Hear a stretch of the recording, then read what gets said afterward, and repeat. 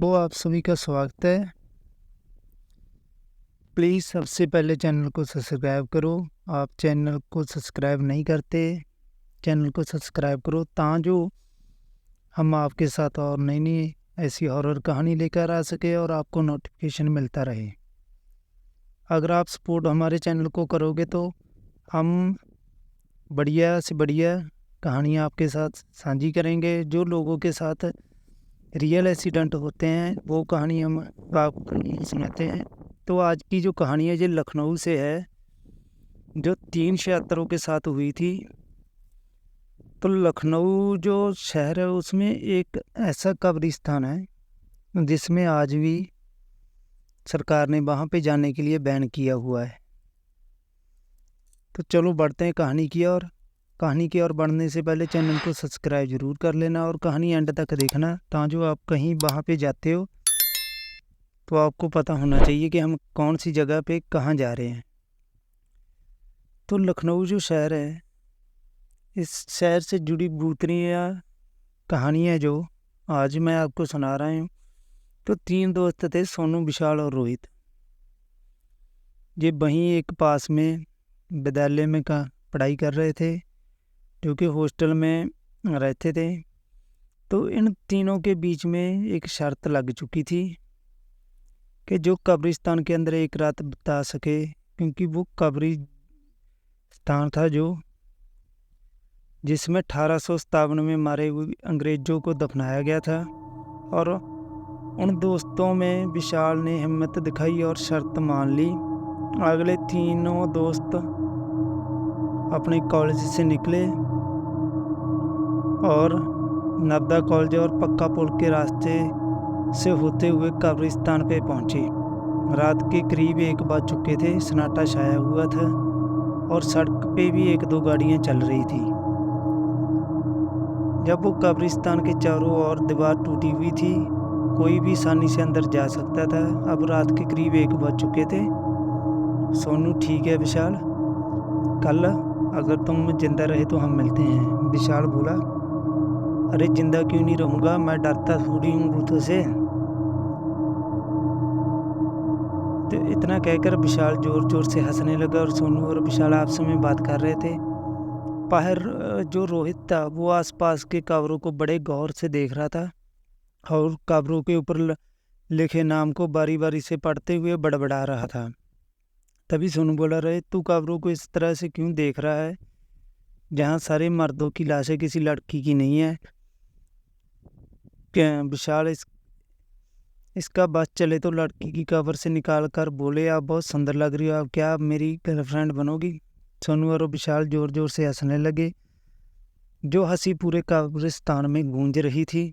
रोहित बोला, अरे नहीं सोनू, मैं तो इन कब्रों पे लिखे नाम को पढ़ रहा था, क्योंकि पिछले हफ्ते में जब मैं अपनी गर्लफ्रेंड के साथ जहाँ घूमने आया तो थॉमस है की कब्र इस कब्रिस्तान के सबसे आखिर में थी और मुझे इसलिए याद है क्योंकि मैंने इसी कब्र के पास से फूल तोड़कर अपनी गर्लफ्रेंड को दिया था।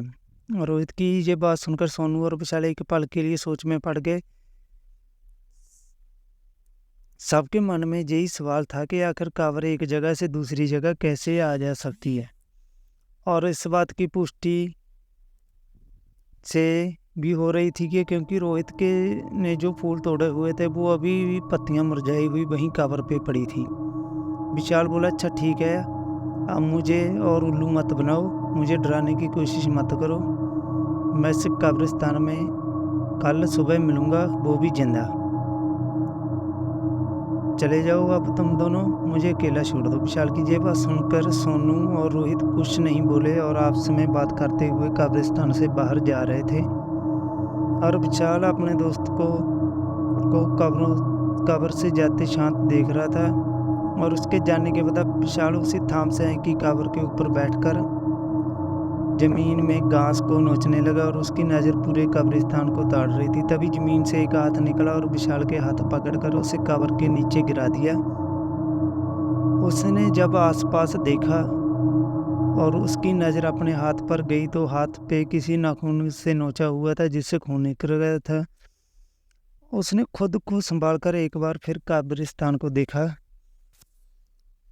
तो उसे धुआं ही धुआं उड़ता हुआ दिखाई दिया, जो उसे घेरने की तरफ बढ़ रहा था। इससे पहले वो कुछ समझ पाता, धुएं ने उसे चारों ओर से घेर लिया था। उसका दम घुटने लगा और फिर अगले ही पल उसे गोली और तलवारों की आवाजें आने लगी और उसकी आंखें के सामने स्वतंत्रता सेनानियों ने अंग्रेजों हुकूमत के सिपाहियों को उन्हीं की बंदूकों से छीना छल्ली छल्ली कर रहे थे। तलवारों से उनका जिस्म और उनकी गर्दनें दोनों काट रहे थे और ये सब विशाल के सामने हो रहा था। इतना थारा खून, मौतों की चीखें हुए विशाल की सांसें घबराहट बढ़ रही थी, पर उससे पहले वो कुछ समझ पाता, इस सदमे से निकल पाता, अचानक किसी ने विशाल को पीछे जमीन पर गिरा दिया।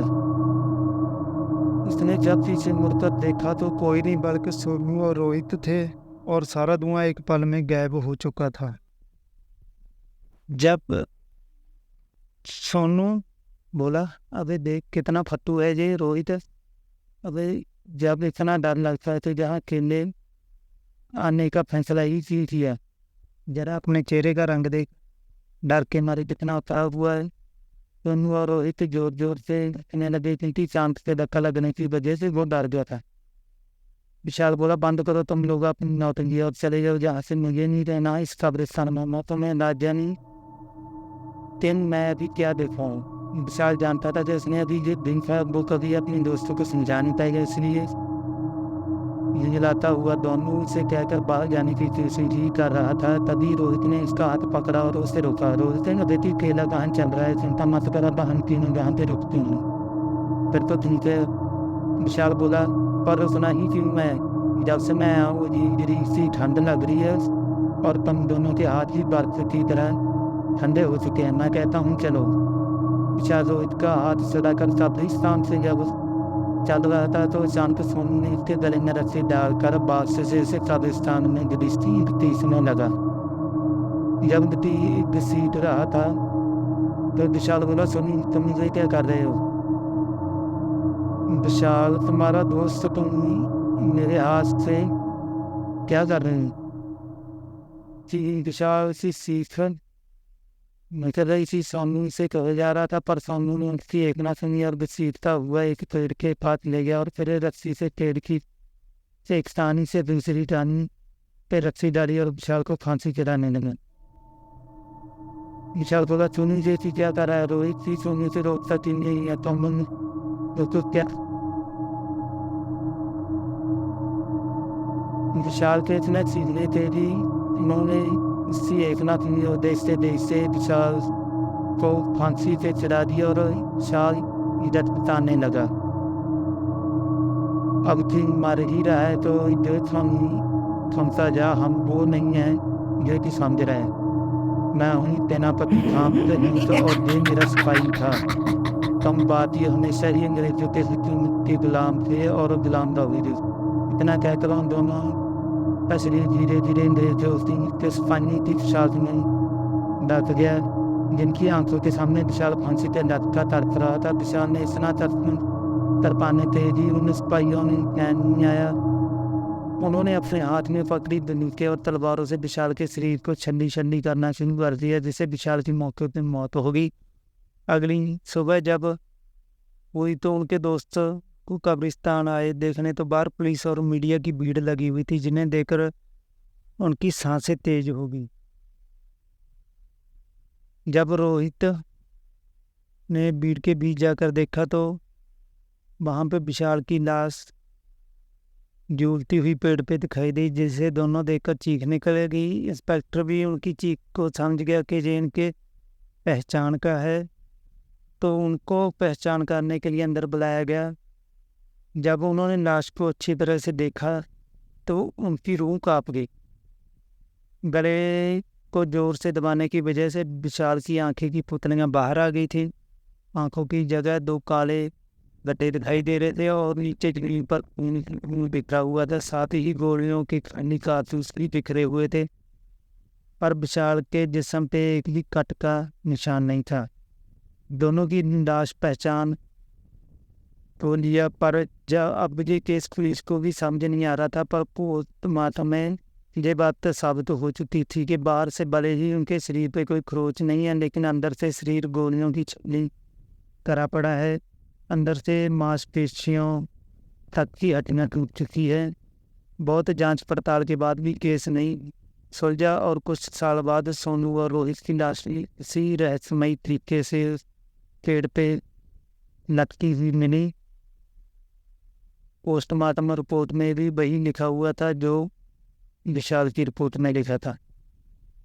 इसी तरीके से शरीर के ऊपर कट के निशान नहीं थे, पर अंदर से गोलियों से शरीर छलनी हुआ पड़ा था और तलवार से मांस के साथ हड्डियां भी कटी हुई थी। और आज भी इस केस की फाइल लखनऊ के थाने में धूल खा रही है। लेकिन अब वक्त बदल चुका है। सरकार ने कब्रिस्तान को संरक्षित करते हुए चारों तरफ दीवार बनवा दिया और लाइट की सुविधा कर दी है। अब ये रोड रात भर भी चलती है, लेकिन आज भी तमाम रोशनी और लाइट की होने के बावजूद भी लोग उस कब्रिस्तान से जाने से डरते हैं। तो दोस्तों, आप लोग बताना कि कहानी कैसी लगी। चैनल को सब्सक्राइब जरूर कर लेना प्लीज़। और अगर आप में से किसी के साथ कोई ऐसा रियल सुपर नेचुरल एक्सपीरियंस है तो हमें प्लीज़ कमेंट करके और हमारी इंस्टाग्राम आईडी पे मैसेज कर सकता है इन लोगों को।